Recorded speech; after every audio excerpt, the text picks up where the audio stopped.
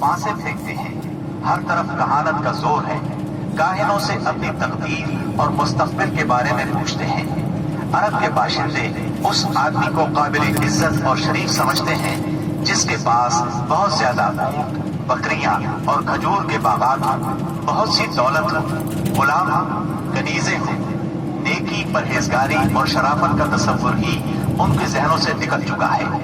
यही वो दौर है जिसको दौरे जहालत कहा जाता है। अरब के मुआशरे की बुराइयों ने उनकी फितरी सलाहियतों को दबा दिया है। मसलन शुजाअत, हुर्रियत, आहद की पाबंदी, मेहमान नवाजी, जफाकशी, फसाहत और जुबानदानी, खुद एतमादी और किसी की मदद के बगैर अपनी हिफाजत खुद करने का जज्बा। इन तमाम खूबियों से अरब आशना है, लेकिन इनकी ये खुसूसियात सही रहनुमाई न होने की वजह से गलत राहों पर पड़ गई थी और उनका बेजा इस्तेमाल हो रहा था। मुल्क में बाज ऐसे कबाइल भी पाए जाते थे जो खाना बदोश थे। जहां पानी का चश्मा, सब्जा और खजूरों के झुंड नजर आए वहीं डेरे डाल दिए, और जब यहाँ से जी उगता गया तो अपना मुख्तसर सा सामान ऊंटों पर लाद कर वहां से चल दिए। ये थे अरब के अफसोसनाक हालात, लेकिन ये यहाँ तक महदूद नहीं थे। उस जमाने में दुनिया के गोशे गोशे में ऐसी ही बस्ती पाई जाती थी। कहीं आग की पूजा होती थी, कहीं मोहब्बत और नफरत के देवताओं के आगे सर झुकाए जाते थे। गरज अल्लाह ताला के सिवा उसकी सारी मखलूक की इबादत हो रही थी। हद ये है कि सांप, दरख्त और बंदर तक माबूद बने हुए थे। पत्थर, जानवर, चांद, सूरज और सितारे, यहाँ तक कि जमीन पर रेंगने वाले कीड़ों तक की परस्तिश ने सारी दुनिया को शिर्क का गढ़ बना दिया था। हर तरफ जहालत का अंधेरा और शिर्क और कुफ्र की तारीकियां छाई हुई थी। उन सब में सिरात मुस्तकीम गुम होकर रह गया था। अहले अरब की हालत इज़ार पर उड़ने के अलावा आप अपनी खलवत और तन्हाई में जिंदगी और कायनात के राजों पर भी गौर व फिक्र किया करते थे और सोचा करते थे कि जिंदगी क्या है, कायनात क्या है, ये चांद, सूरज, सितारे क्यों कर बने, कायनात क्यों तख्लीक की गई, किसने की, जिंदगी का ज़ुहूर कब हुआ, कैसे हुआ। ये वो दिन थे जब आप तन्हाई में गौर व फिक्र की जरूरत के साथ साथ इबादत को भी लाजिमी समझते थे। इबादत आपकी रूह की जरूरत थी, लिहाजा आप रमजान भर गारे हिरा में क़याम फरमाते, आने जाने वाले मिस्कीनों को खाना खिलाते और बकिया औकात अल्लाह ताला की इबादत में गुजार देते। गारे हिरा मक्का मुकर्रमा के मस्जिद में खाना काबा से कोई 3 मील दूर जबल नूर की चोटी पर वाक़ है। खलवत और गोशाए तन्हाई की तलाश में आप गारे हिरा पहुंचे। ये चूंकि काबा के सामने था और वहां कामिल तन्हाई और यकसुई थी, इसीलिए आपको बहुत पसंद आया। रमजान का महीना और पीर का दिन था। आप गारे हिरा के अंदर जिक्र इलाही और इबादत में मशहूर थे कि यकायक जिब्रील अलैहिस्सलाम नाज़िल हुए और आपको वही और नबुव्वत से नवाजा।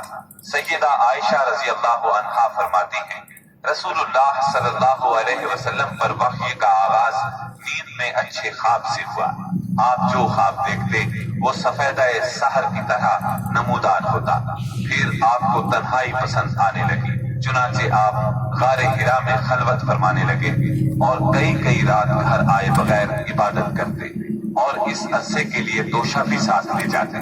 फिर सैयदा खदीजा रज़ी अल्लाह अन्हा के पास तशरीफ लाते और उतनी मुद्दत के लिए फिर तोशा ले जाते, यहाँ तक कि आप गारे हिरा में थे कि आपके पास हक आ गया, यानी फरिश्ता आपके पास आया और कहा इक़रा, यानी पढ़िए।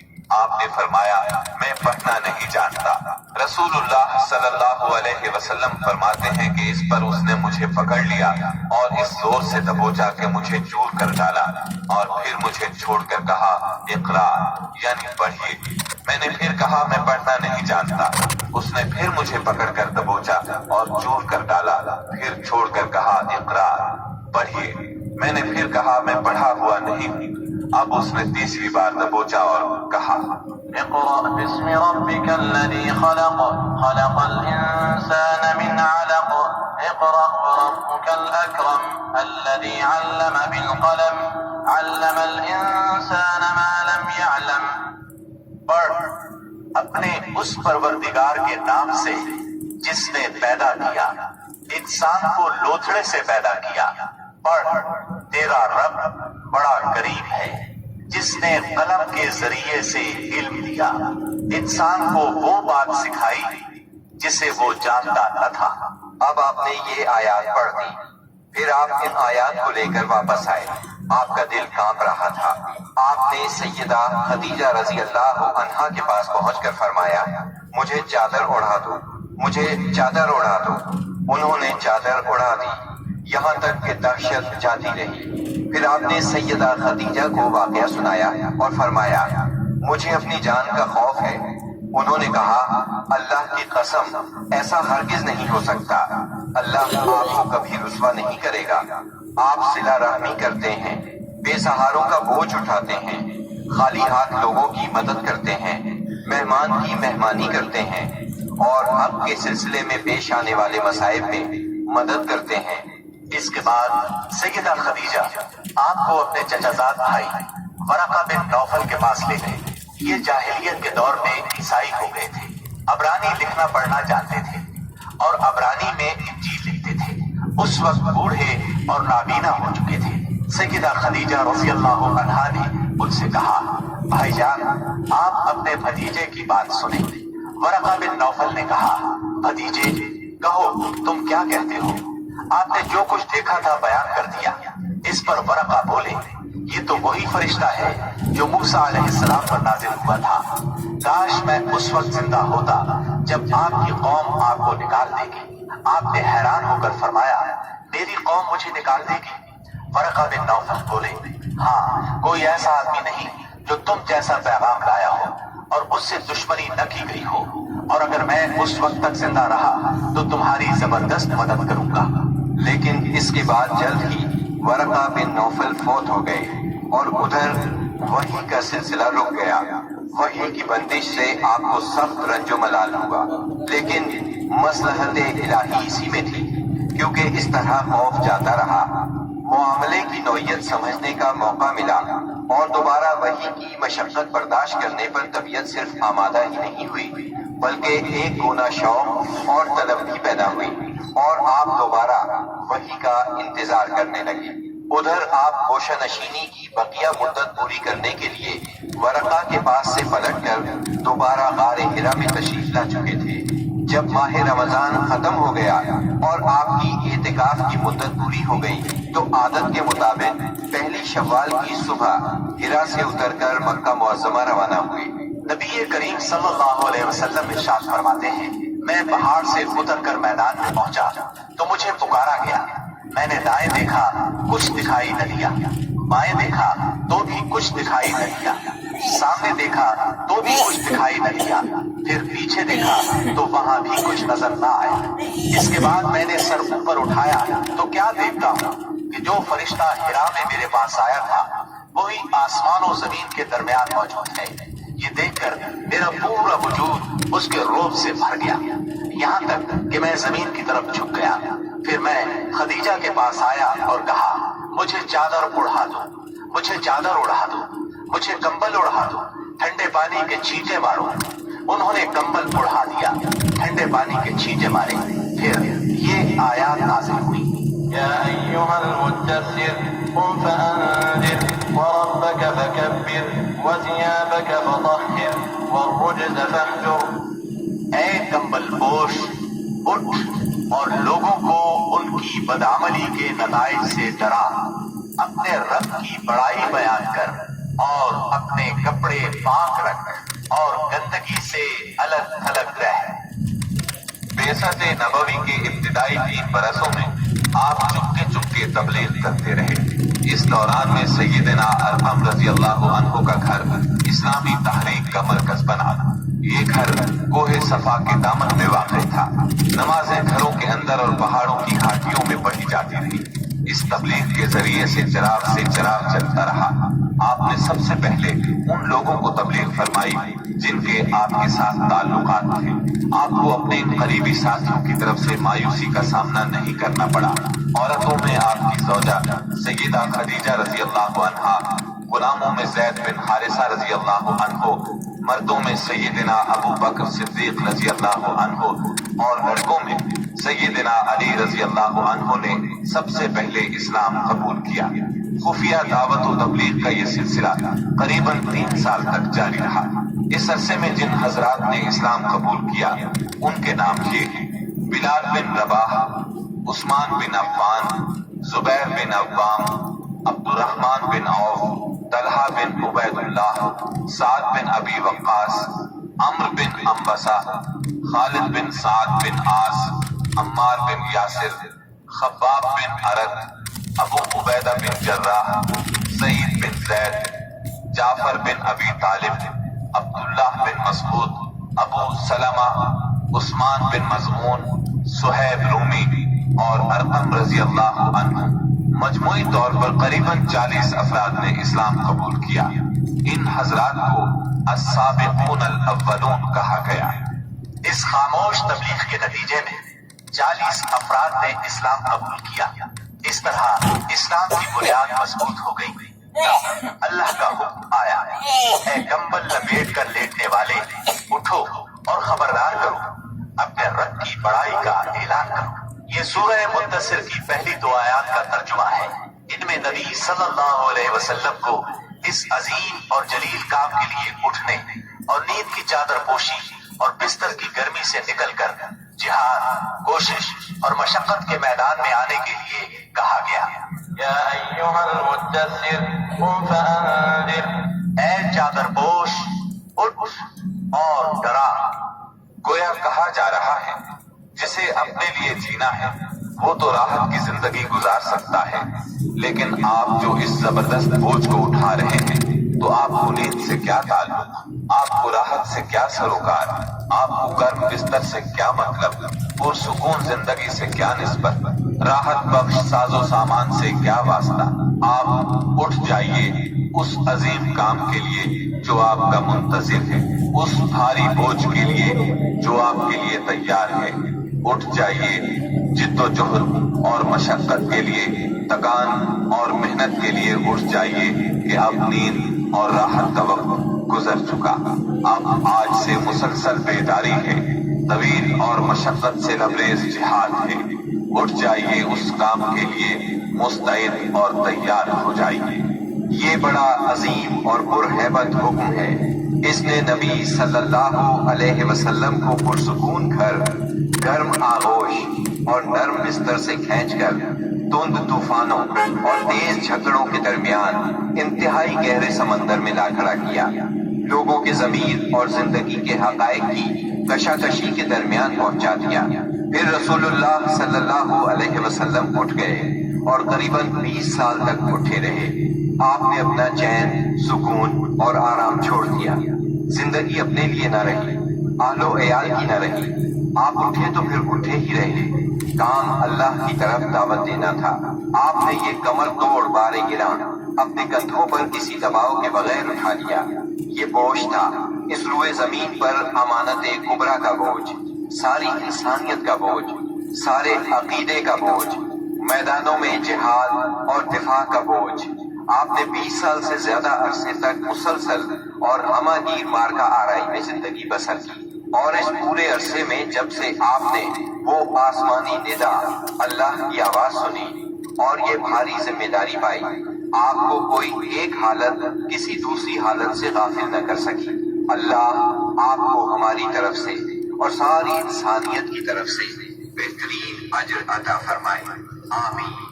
پھر اللہ تعالی نے آپ کو حکم دیا: فاصدع بما تؤمر وأعرض عن المشركين۔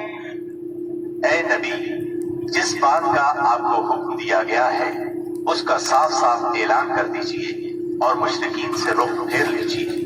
پھر مزید حکم ہوا: وأنذر عشيرتك الأقربين واخفض جناحك لمن اتبعك من المؤمنين۔ اور سب سے پہلے اپنے قریبی رشتہ داروں کو کفر اور شرک سے ڈرائیے، اور جو ایمان لے آئے اور آپ کی پیروی کرے اس کے ساتھ نرمی اور شفقت کا معاملہ فرمائیے۔ جب آپ کو عام دعوت دینے کا حکم دیا گیا اور یہ ہدایت نازل ہوئی کہ آپ اپنے قریب ترین عزیزوں کو سب سے پہلے اللہ کے عذاب سے ڈرائیں، تو آپ نے صبح سویرے کوہ صفا پر چڑھ کر بلند آواز سے پکارا، یا صباحا۔ عرب میں یہ صدا وہ شخص لگاتا تھا جو صبح کے جھٹپٹے میں کسی دشمن کو اپنے قبیلے پر حملہ کرنے کے لیے آتے دیکھ لیتا تھا۔ آپ کی یہ آواز سن کر لوگوں نے پوچھا، یہ کون پکار رہا ہے؟ بتایا گیا، یہ محمد کی آواز ہے۔ اس پر قریش کے تمام خاندانوں کے لوگ آپ کی طرف دوڑ پڑے۔ جو خود آ سکتا تھا وہ خود آیا، جو نہیں آ سکتا تھا اس نے اپنی طرف سے کسی کو بھیج دیا۔ جب سب لوگ جمع ہو گئے تو آپ نے قریش کے ایک ایک خاندان کا نام لے لے کر پکارا، اے بنی ہاشم، اے بنی عبد المطلب، اے بنی فہر، اگر میں تمہیں یہ بتاؤں کہ اس پہاڑ کے پیچھے ایک لشکر تم پر حملہ کرنے کے لیے تیار ہے تو کیا تم میری بات کو سچ مانو گے؟ کیونکہ میں ایسی جگہ کھڑا ہوں جہاں سے میں ادھر بھی دیکھ رہا ہوں اور ادھر بھی۔ سب نے یک زبان ہو کر کہا، ہم آپ کی بات فوراً مان لیں گے، ہم نے کبھی آپ کو جھوٹا نہیں پایا، ہم نے ہمیشہ آپ کو سچا ہی پایا ہے۔ تب آپ نے فرمایا، میں تمہیں ایک سخت عذاب سے پہلے خبردار کرنے کے لیے بھیجا گیا ہوں۔ آپ کا چچا ابو لہب بھی اس مجمع میں موجود تھا۔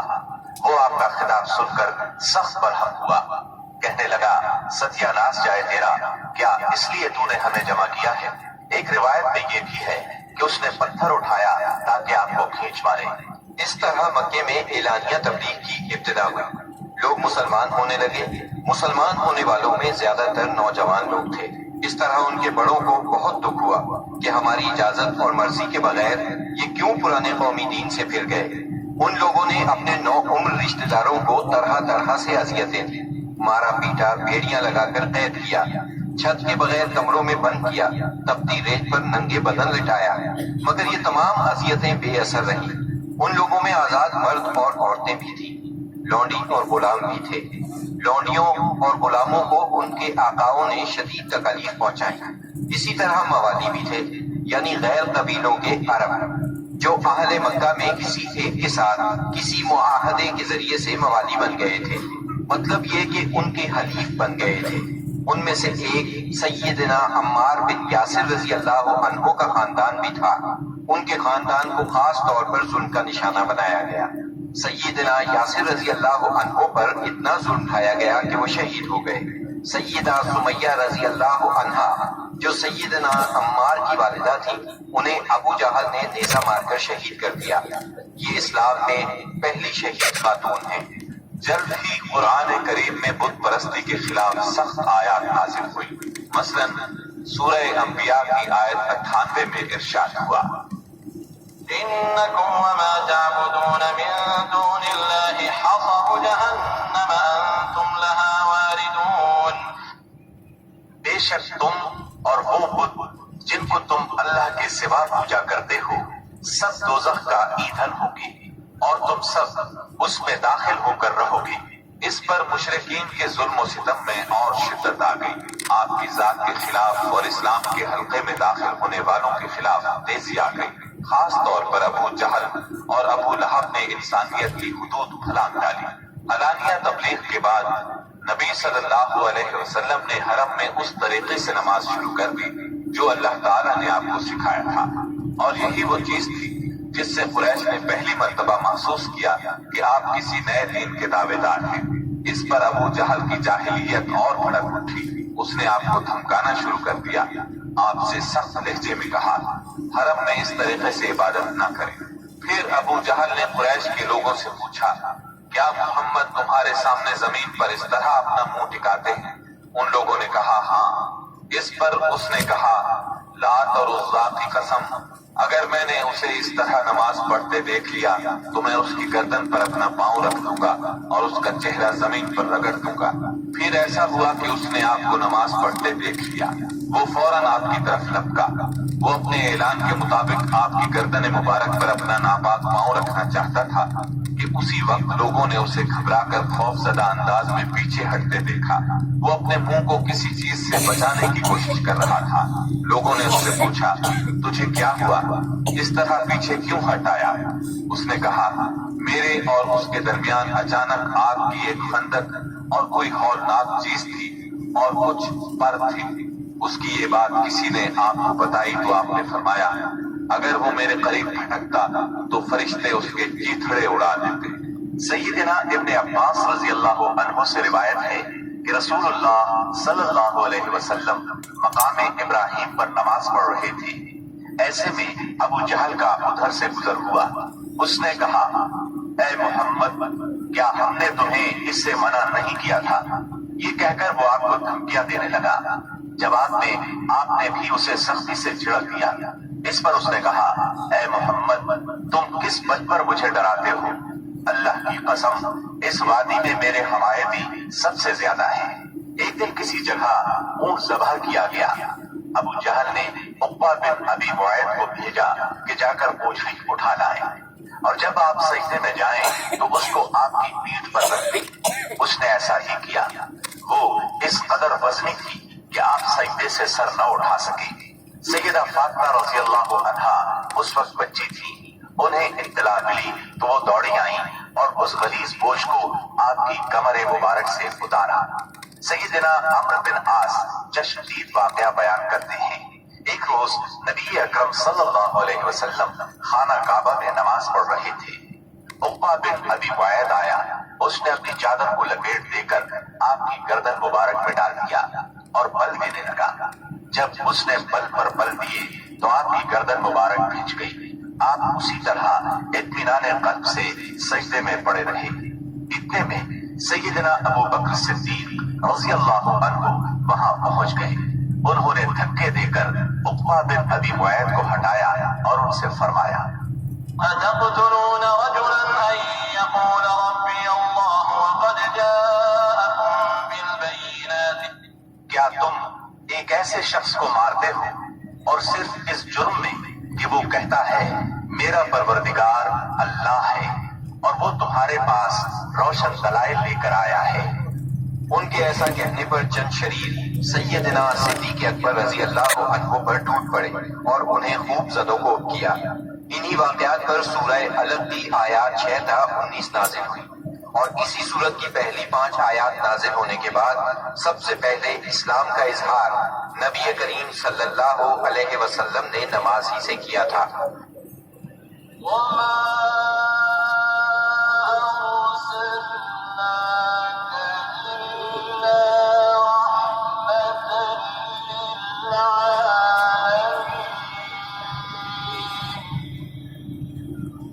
नबी करीम सल्लल्लाहु अलैहि वसल्लम बनी नौ इंसान के लिए अल्लाह के आखिरी नबी हैं और आप पर नाजिल होने वाली किताब कुरान मजीद अल्लाह ताला की आखिरी किताब है। लिहाजा नबी करीम सल्लल्लाहु अलैहि वसल्लम की पाकीज़ा जिंदगी उम्मत मुस्लिमा के लिए ता क़यामत वाजिबुल इत्तिबा, रुश्द व हिदायत का अबदी सरचश्मा और ज़रिया नजात है।